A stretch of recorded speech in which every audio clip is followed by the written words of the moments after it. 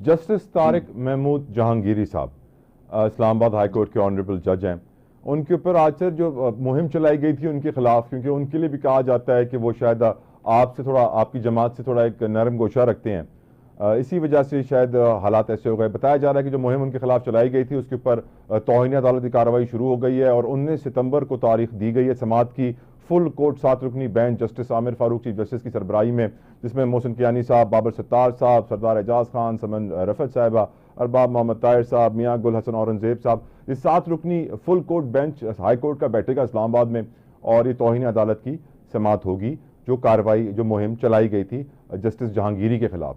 और गुज़िश्ता दिनों हमने देखा कि कराची यूनिवर्सिटी ने उनकी 40 साल पुरानी LLB की डिग्री को बोगस करार नहीं दिया, जाली करार नहीं दिया, गलत करार दे दिया कि कहा गया कि इनके एनरोलमेंट पे 2 डिग्रियां निकली हुई हैं।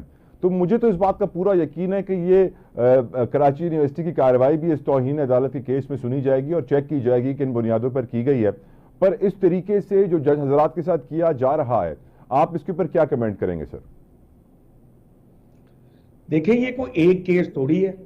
जजेस के साथ जो इस मुल्क में किया जा रहा है, जो पार्लियामान कर रही है, जिस तरह पार्लियामान के अंदर सुप्रीम कोर्ट के फैसलों का मजाक उड़ाया जा रहा है, और ये एक फैसला अभी तक सुप्रीम कोर्ट के फैसले की इंप्लीमेंटेशन नहीं हो रही, रिजर्व सीट्स वाला जो फैसला था, उसके बाद आप क्या उम्मीद रखते हैं कि हाई कोर्ट के, सुप्रीम कोर्ट के फैसले को इंप्लीमेंट नहीं किया जा रहा जिस मुल्क में? आप क्या समझते हैं? और जहां पे वीडियोस हर आए दिन वीडियो बन रही है, बेडरूमों की बन रही है, बाथरूमों की बन रही है, वहां पे ये तो मामला ही कुछ नहीं है कि किसी जज की डिग्री को कह दिया जाए कि जी ये डिग्री गलत है। गलत पता नहीं क्या होती है, हमें तो पता नहीं, या जाली होती है या ठीक होती है। ये गलत वाली तो इस्तेलाह ही पहली दफा सुनी है कि ये ऐसा भी होता है। क्या यूनिवर्सिटियां हमारी जहां पे 2 डिग्रियां एक बंदे की निकली हुई हैं, पर यूनिवर्सिटी की अपनी क्या क्रेडिबिलिटी है? हमारे तो निजाम में बचा ही कुछ नहीं। ना हमारे मुल्क में हुकूमत बची, ना हमारे मुल्क में अदलिया बची, ना हमारा इलेक्शन कमीशन बचा। अब यूनिवर्सिटियों की बारी है, यूनिवर्सिटियों के भी पल्ले कुछ नहीं रहने दिया जाएगा। जब एक एक यूनिवर्सिटी एक एक बंदे के नाम पे 2-2 3-3 डिग्रियां निकालने का इंकशाफ कर लेगी, फॉर एग्जाम्पल अगर वो सच भी हो, तो फिर वो तो यूनिवर्सिटी बंद हो जानी चाहिए। उसको यूनिवर्सिटी को यूनिवर्सिटी रहने का हक नहीं है।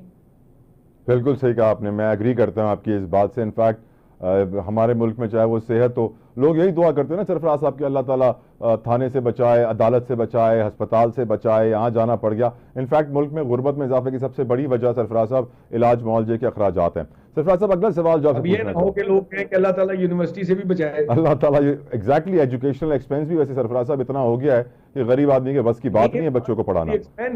अपार्ट फ्रॉम द एक्सपेंस, एक बंदा 5 साल लगा के 2 नंबर डिग्री लेके सर, वो चीटिंग की वीडियो तो सरफराज साहब हम बचपन से ही देख रहे हैं ना, मैट्रिक इंटर में जो चीटिंग होती है नेशनल टेलीविजन पे सबको दिखाई जाती है। हम वो चीटिंग तो बंद नहीं कर सके, आगे क्या बंद करेंगे, सब कुछ चलता रहेगा। सरफराज साहब अगला सवाल, हम जानते हैं कि IMF ने सरफराज साहब अदलिया के खिलाफ जी सर IMF ने हमें कहा था कि 208 ऐसे स्टेट ओन्ड एंटरप्राइजेज हैं जो खसारे में चल रहे हैं, टैक्स पेयर पे बोझ, पाकिस्तान पे बोझ, इनका बंदोबस्त करो, इनको बंद करो। साइडली हमने डाउन साइजिंग, राइट साइजिंग और प्राइवेटाइजेशन को इंपॉर्टेंस तो दी, पर कितनी दी मैं आपको बताना चाहता हूं। प्राइवेटाइजेशन में सर पिछले 5 सालों में तकरीबन 50 लाख रुपए तो मुशीरों को दे दिए, फाइनेंशियल एडवाइजरों को। एक कंपनी के 33 करोड़ रुपए फाइनेंशियल एडवाइजर को गए सर, और उस कंपनी की प्राइवेटाइजेशन ही कैंसिल हो गई, यानी दोबारा प्राइवेटाइज होगी तो दोबारा 33 करोड़।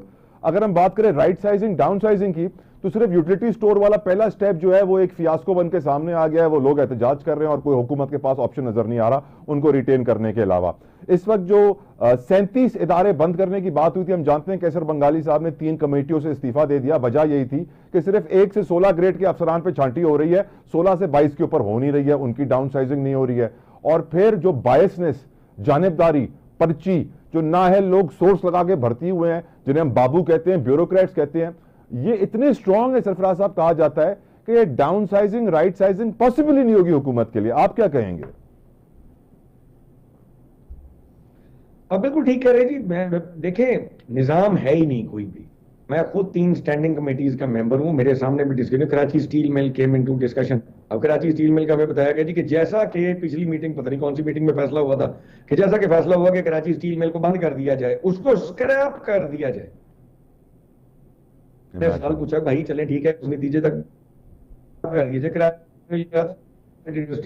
उसके अंदर कई यूनिट है, उसके अंदर तो एक ऑक्सीजन प्लांट भी है, तो और है, वो सिर्फ ये बिलेट तो नहीं बना रही।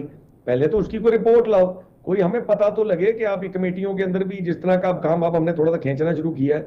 We have started questioning. शुरू में तो हमें असेंबलियों में जाने में से मुसीबत पड़ी हुई थी ना, अपनी जान के लाले पड़े हुए थे। Now we have started asking questions कि हमें ये रिपोर्टें चाहिए कि कैसे आप इसको स्क्रैप कर रहे हैं।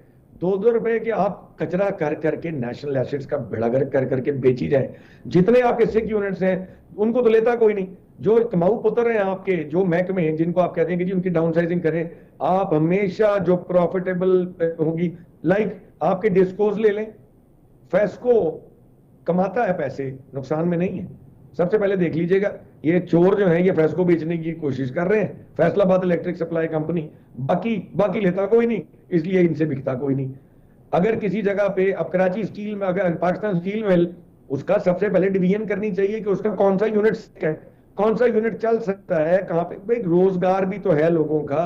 अगर एक यूनिट चल सकता है और वो खसारा नहीं दे रहा, आप देखें उसमें से खसारा देने वाले यूनिट्स कौन से हैं। पर सरफराज साहब, स्टील मिल तो बंद पड़ी है, स्टील मिल बंद पड़ी है, तनख्वाहें जा रही हैं सर। काश के प्राइवेट सेक्टर में भी ऐसा ही होता।